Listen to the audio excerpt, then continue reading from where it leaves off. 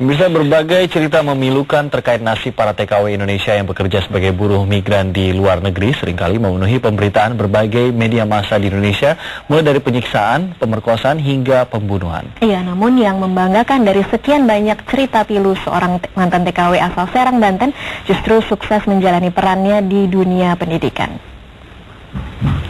Sebagai mantan TKW, kisah Nuryati tidak berakhir pilu seperti kebanyakan berita memilukan yang menimpa sejumlah TKW Indonesia.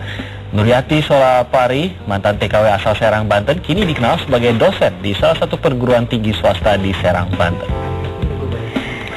Ia berhasil mewujudkan cita-citanya untuk melanjutkan sekolah ke jenjang yang lebih tinggi. Ibu dari 3 anak ini sebelumnya sempat menjadi seorang TKW di Saudi Arabia demi mendapatkan biaya untuk mengejar impiannya melanjutkan sekolah.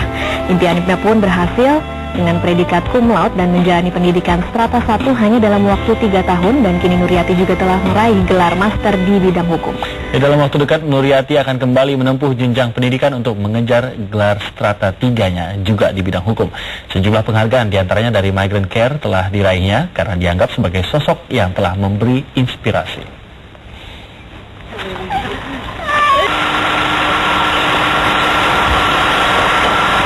Ya pemirsa, jika berbicara tentang tenaga kerja wanita, kita selalu identik dengan penyiksaan, kemudian dengan bagaimana sistem penggajian yang tidak selalu tepat waktu, dan berbagai cerita-cerita mengerikan lainnya ya, Tim. Dan juga mengenai pelatihan yang tidak jelas apakah mereka dibekali dengan cukup pada saat berangkat ke negaranya, dan juga memang seperti negara-negara seperti Arab Saudi juga itu angka penyiksaan ataupun masalahnya paling tinggi dibandingkan negara-negara lainnya dan juga Malaysia. Namun ya seperti kita katakan tadi, ternyata ada juga mantan TKW yang sukses dan bahkan dapat menyelesaikan pendidikannya bukan hanya S1 hingga ke jenjang S2. Iya, di studio telah hadir Nuryati Solapari, seorang mantan TKW yang pernah bekerja sebagai TKW di Arab Saudi. Ya, selamat siang Mbak Nuryati. Siang juga. Siang Mbak Nuryati. Mungkin saya koreksi dulu, tadi mengajarnya di Universitas Negeri ya? Iya, betul. Oke, di Universitas Sultan Agung Tirtayasa Universitas Negeri, dan ini tentunya mengajar hukum juga Mbak ya? Iya, Mbak Nuryati, kami mendengar bahwa Anda baru mendapatkan penghargaan Indonesian Migrant Care Award. Itu apa arti penghargaan ini untuk Mbak Nuryati? Kalau menurut saya ini merupakan jalan untuk ya bagi kami lah ya, sesama TKI, bahwa ini merupakan pintu pintu awal gerbang untuk memang untuk penghargaan terhadap TKI. Selama ini meskipun secara media massa menggemborkan bahwa TKI adalah pahlawan devisa, tetapi yang lebih dimunculkan adalah pemberitaan seputar penyiksaan, perkosaan dan sebagainya. Padahal masih banyak gitu kan, profil-profil TKI sukses di seluruh Indonesia ini banyak sekali, tetapi itu tidak diangkat. Mungkin ini adalah momen pertama gitu untuk menyeimbangkan berita gitu, bahwa TKI itu tidak identik dengan penyiksaan dan penderitaan, tetapi juga banyak yang menjulang sukses dari menjadi TKI gitu. Dan saya juga sangat berterima kasih sekali dengan adanya acara Indonesian Migrant Worker yang diselenggarakan oleh FEUI, UMKM FEUI bekerja sama dengan Kemenko Kesra. Ternyata dari dari lomba itulah gitu kan, sekarang ada penyeimbang gitu ya, penyeimbang dari pemberitaan bahwa TKI itu tidak hanya penyiksaan dan penderitaan saja, tetapi banyak yang sukses. Kalau boleh cerita sedikit pengalaman Mbak Nuryati ketika menjadi TKW di Arab Saudi seperti apa sih Mbak? Itu di tahun berapa waktu itu? Waktu itu saya jadi TKW tahun 98 sampai awal 2001, sekitar 2 tahun 8 bulan. Saya bekerja di keluarga keluarga dokter pada saat itu. Alhamdulillah mereka sangat baik ya sama kami sebagai keluarga dokter. Ini memang orang Arab Saudi atau orang Arab Saudi ya? Dan mereka sangat baik gitu kan. Ya mungkin karena faktor pendidikan mereka juga kayaknya gitu ya. Jadi memperlakukannya sangat baik ya. Meskipun gitu ya, ada peribahasa mengatakan sebaik-baiknya di negeri orang tetap lebih baik di negeri ini sendiri. Sebaik-baiknya ikut dengan orang lebih baik ikut dengan keluarga sendiri. Artinya memang istilahnya, tapi itu bisa diantisipasi lah, bisa dimaklumi gitu ya. Ya seperti itu. Saya bekerja di sana mengurus anak 2 orang anak, yang satu umur 2 tahun, yang satu 10 tahun. Tetapi memang dari awal karena kan sudah ada pemberitaan ya, jadi saya khawatir sih tetap ada gitu ya, takut. Tapi saya forget it dengan hal itu, karena yang saya inginkan adalah saya pengen kuliah. Nah, untuk mengantisipasi itu, karena saya pikir juga tidak semua orang itu jahat, tidak semua orang itu baik, maka harus ada antisipasi.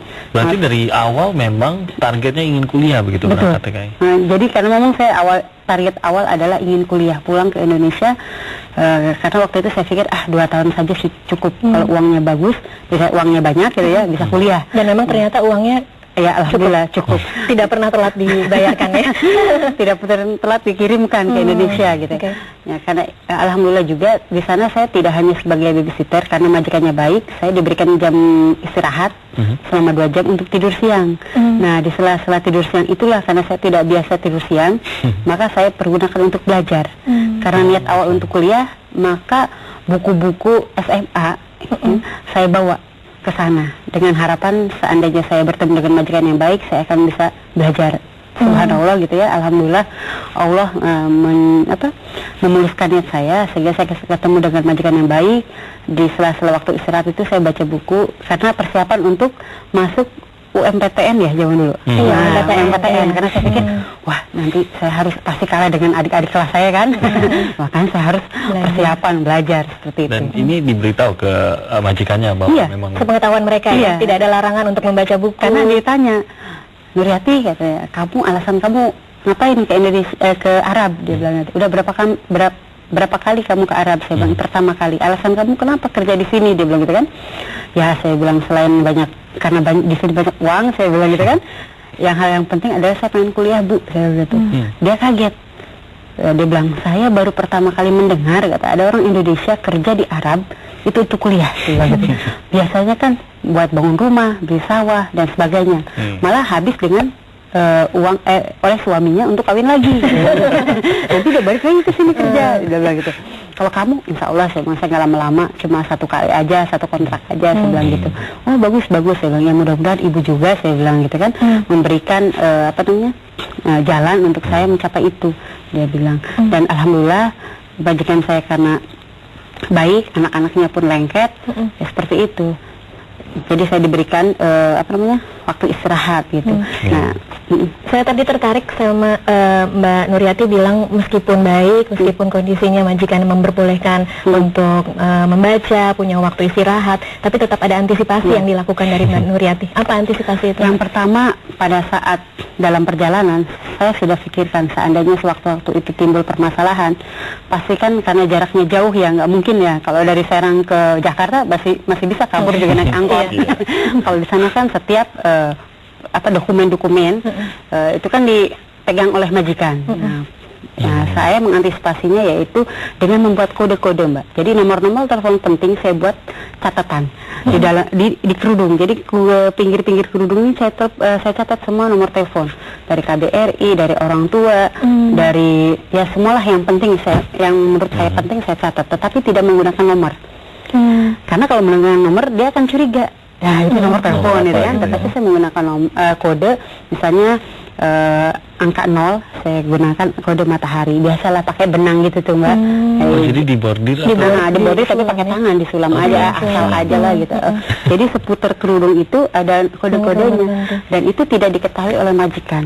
Karena kalau diketahui kan pasti diambil tuh. Jadi ini sudah dilakukan sebelum berangkat ke Arab Saudi. Ya, dalam perjalanan itu sudah saya antisipasi. Saya khawatir telepon si Anu gitu. Ya, iseng-iseng, maksudnya ya nggak terlalu bagus lah di sambilan pakai benang ini. Tapi itu juga mengantisipasi. Yang kedua untuk mengantisipasi penerimaan gaji ya. Saya selalu buat buku kecil. Jadi pada bulan pertama saya selalu bilang ke ibu, Bu, saya bilang gitu, tanda tangan. Kalau dia suka ngasih uang, saya paksa majikan saya supaya tanda tangan. Bu, tanda tangan, dia bilang gitu. Ini untuk apa? Ya untuk tidak menimbulkan fitnah untuk ibu dan saya bilang gitu. Oh ya udah, jadi di situ saya tanda tangan, dia tanda tangan. Jadi setiap tanggal 13 saya tagih. Nah, saya juga coba utarakan ke teman-teman. Nah, baiknya orang Indonesia itu tidak percaya dengan diri sendiri. Iya. Jadi kayak kami nih TKI itu lebih percaya uang itu disimpan sama majikan. Saya nggak mau dikasih. Lah Bu, takut kepake titip aja ke Titip ibu. aja. Nah, sebulan 2 bulan lah. Kalau lama, kalau 1 tahun kan uangnya banyak. Ya kalau dia ada, kalau nggak ada akhirnya tidak digaji. Seperti itu. Jadi saya mikirnya, oh ambil aja, biar saja yang megang gitu. Dan ada bukti penyerahannya, ada tanda tangan. Oke, kita masih akan melanjutkan. Kita akan segera